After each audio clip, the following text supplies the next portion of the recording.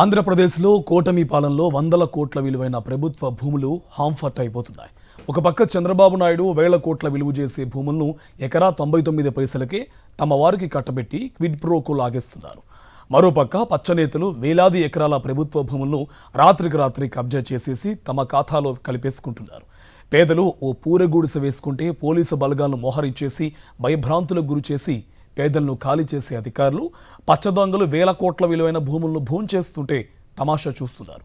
తిరుపతిలో అత్యంత విలువైన భూముల్లో పచ్చనేతల కబ్జాపై సాక్షి గ్రౌండ్ రిపోర్ట్.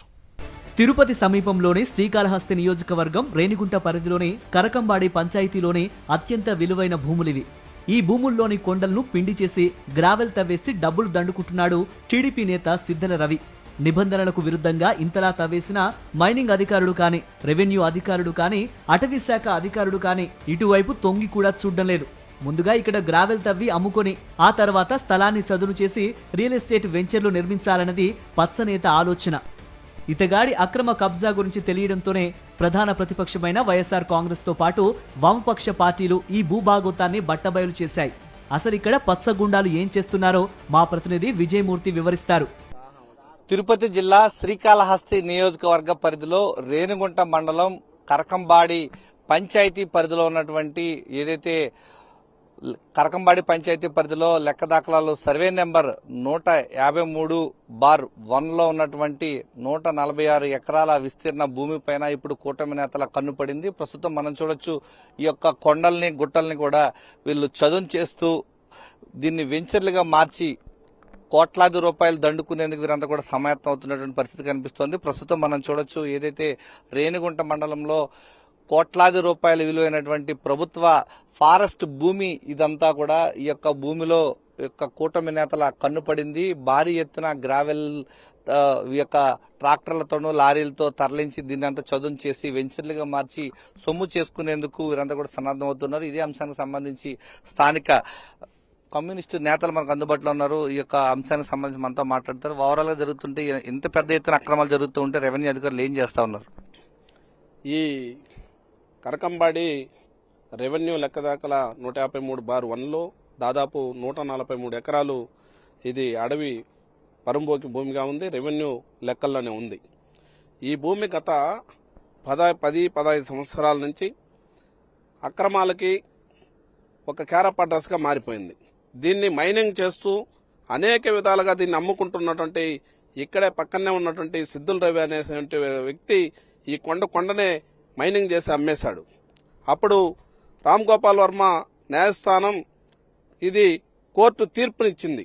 దాదాపు 64 పేజీలతో కూడినటువంటి కోర్టు తీర్పునిచ్చి ఇది ప్రభుత్వ భూమి, సిద్దుల రవి అనే వ్యక్తికి ఎలాంటి సంబంధం లేదు, దీనిపైన చేసినటువంటి మైనింగ్ ని మీరు రికవర్ చేయాలి, అతన్ని అరెస్ట్ చేయాలని చెప్పేసి కోర్టు తీర్పిచ్చింది. వెంటనే సిద్దుల రవి అనే వ్యక్తి ఈ తీర్పుని కోర్టు ఇచ్చినటువంటి తీర్పుని ధిక్కరించి హైకోర్టు కనిపోతే అక్కడ కూడా సుక్కెదురైంది.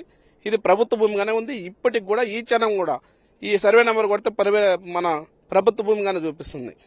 ఇక్కడ 100 ఎకరాలు ఉన్నటువంటి భూమిని పేదలకు ఇంటి స్థలాలకి అడిగితే మాత్రం లేదు, కానీ ఇక్కడ మైనింగ్ చేసి ఈ మైనింగ్ ని తీసుకెళ్లి అమ్ముతుంటే మాత్రం మైనింగ్ అధికారులు కావచ్చు, ఇక్కడే ఉన్నటువంటి రెవెన్యూ అధికారులు కావచ్చు, ఏ మాత్రం నిమ్మకు నీరెత్తినట్టున్నారే తప్ప అది ఏమి రాటంటే కోర్టు సాకువాడి చెప్తున్నారు.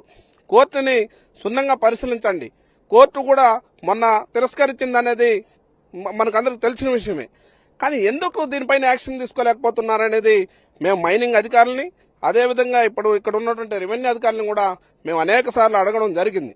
గతంలో మేమందరూ కలిసి ఇండ్లు లేని వాళ్ళటువంటి పేదలందరూ కలిసి దాదాపు ఈ ఏదైతే పంచాయతీలో ఉన్నటువంటి నిరుపేదలందరూ కూడా ఇంటి స్థలాలు మేము వేసుకుంటే ఓర్వలేక అనేక ఇబ్బందులు పెట్టి పోలీసు బలగాలను పెట్టి మమ్మల్ని తీసుకెళ్లినటువంటి అధికారులు ఈరోజు మైనింగ్ జరుగుతూ ఉంటే ఎందుకు దీనికి పట్టించుకోకుండా నిద్రపోతున్నారనేది మేము స్పష్టంగా ప్రశ్నిస్తున్నాం. ఇది వెంటనే దీన్ని పూర్తిగా ప్రభుత్వ భూమిగానే ఈ రోజుకి కూడా ఉంది కాబట్టి దీన్ని ప్రభుత్వం హ్యాండ్ ఓవర్ చేసుకోవాలి. లేని పక్షంలో పేదలకు అందరికీ ఇంటి స్థలాలుగా కేటాయించాలి. ఇది ప్రభుత్వం భూమి ఇప్పటికి కూడా గ్రామ లెక్కలో ఆన్లైన్ లో కూడా సర్వేలో కూడా చూపిస్తుంది. దీన్ని మాకు పేదలకి కరకంబాడి పంచాయతీలో ఉన్న పేదలందరికీ ఇవ్వాలనేసి మేము డిమాండ్ చేస్తూనే ఉన్నాము. అయితే మేము కోర్టు తీర్పు కూడా చెప్పాము. కోర్టు తీర్పు కూడా అసలు సమాధానం చేయకుండా చెప్పకుండా అయితే కోర్టుని ధిక్కరించినట్టు అప్పుడు జడ్జి గారు చెప్పిన దానిపై ఇక్కడ సిద్దల రవి మీద కేసు పెట్టాలి, ఆయన అరెస్ట్ చేయాలి. అదేవిధంగా ఇక్కడున్న జేసీపీ గాని ట్రాక్టర్ గాని అన్ని కూడా తీసుకొని ప్రభుత్వం స్వాధీనం చేసుకోవాలని చెప్పారు. అయితే అధికారులు గాని యంత్రాంగం గాని నిమ్మకు నీరెత్తుంది గాని పేదలు మాత్రం 2 సెంట్ల భూమి 1.5 సెంటు భూమి ఇవ్వమని అడిగితే ప్రభుత్వం దగ్గర ఇప్పుడు స్థలం లేదు, అది కోర్టులో ఉందని చెప్పడం జరుగుతుంది. దీనిపైన ఇన్నేళ్ల వరకు మాత్రం అప్పటి నుంచి ఇప్పటి వరకు కూడా మైనింగ్ జరుగుతూనే ఉంది. మైనింగ్ మీద కూడా మేము పెడుతూనే ఉన్నాము. అయితే మైనింగ్ అధికారులు కూడా నిమ్మకు నీరెత్తి ఉన్నారు కానీ దీనిపైన ఏ చర్యలు తీసుకోలేదు. మైనింగ్ అధికారులు వచ్చి వెంటనే ఎవరు మైనింగ్ చేస్తున్నారో వాళ్ళ మీద కేసు పెట్టి వాళ్ళని అరెస్ట్ చేసి మైనింగ్ డబ్బులు వాళ్ళ దగ్గర కట్టించుకోవాలనేసి మేము సిపిఎం గా డిమాండ్ చేస్తున్నాం. గతంలో ఇదే ప్రాంతంలో నిరుపేదలు గుడిసెలు వేసుకుంటే రెవెన్యూ అధికారులు పోలీసు బలగాలను వెంటబెట్టుకుని వచ్చి శత్రు సైన్యంపై యుద్ధం చేసినట్లు పేదలను తన్ని తరిమేశారు. ఇప్పుడు పట్టపగలే టీడీపీ నేత ఇంత దౌర్జన్యంగా ప్రభుత్వ భూమిని దోచేస్తూ ఉంటే అధికారులు కూల్గా గురకపెట్టి నిద్రపోతున్నారని ఈ కబ్జాకు వ్యతిరేకంగా పోరాడుతోన్న వామపక్ష నేతలు మండిపడుతున్నారు. ఈ ప్రభుత్వ భూమిలో పేదవాళ్ళు వచ్చి ఒక్క గుడిసి వేసుకుంటే తల్లడిల్లిపోతారు. ఇంత మైనింగ్ జరుగుతుంటే వీళ్ళకి ఎనిమిది వాన కురిసినట్టు ఎందుకుండారు? ఎందుకు పేదలకు పంచిపెట్టాలంటే వీళ్ళకి బాధగా ఉండదు ఎందుకనేసి మేము అడుగుతున్నాం. మేము మహిళా సంఘం ఎన్నోసార్లు ప్రశ్నించాం, ఎన్నోసార్లు అధికారితో కలిసాం, ఎన్నో అర్జీలు పెట్టారు.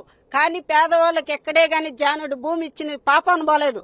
అధికారులు ఏడన్నా పోయి మనం ఒక జానుడు జాగా గుడిసి వేసుకుంటే వీళ్ళు కడుపులో మంట ఎత్తుకుంటుంది. వీళ్ళు కళ్ళు కనపడవా అని నేను అడుగుతున్నా. పేదవాడు గుడిసి ఎందుకు పెడతారు, పేదవాళ్ళు కడుపు ఎందుకు కొడతారు అని చెప్పి మేము అడుగుతున్నాం. ఈ రోజు మహిళా సంఘంగా మేము అడుగుతున్నాం, పేదవాడు ఇల్లు గుడిసి వేసుకుంటే ఎందుకు తీసేసావో, ఈ మైనింగ్ జరుగుతా అంటే ఎందుకు పట్టించుకోలేదో అధికారులు కళ్ళు కనపడవా అని నేను అడుగుతున్నా. ఎందుకు ఎంఆర్ఓలు గాని ఆర్ఐలు గాని ఎవరు చూడడం లేదా? ఏడన్నా కానీ పేదవాడు గుడిసేస్తే వెంటనే పోలీసు బలగాలు ఉంటాయి, వెంటనే అధికారులు పోలీసులు పట్టి వాళ్ళు పీడించి వాళ్ళతో పొల్లిచ్చి దొల్లిచ్చి అరెస్ట్ చేసే పరిస్థితి ఈ రోజు చూస్తున్నాం. ఈ దారుణం ఎక్కడన్నా ఉందా? కూటమి ప్రభుత్వం అంటుంది కానీ పట్టించుకుంటుందా? పేదవాళ్ళ సమస్యలు పరిష్కారం చేస్తున్నారా? పేదవాళ్ళకి ఎక్కడన్నా జాగా ఇస్తున్నారా?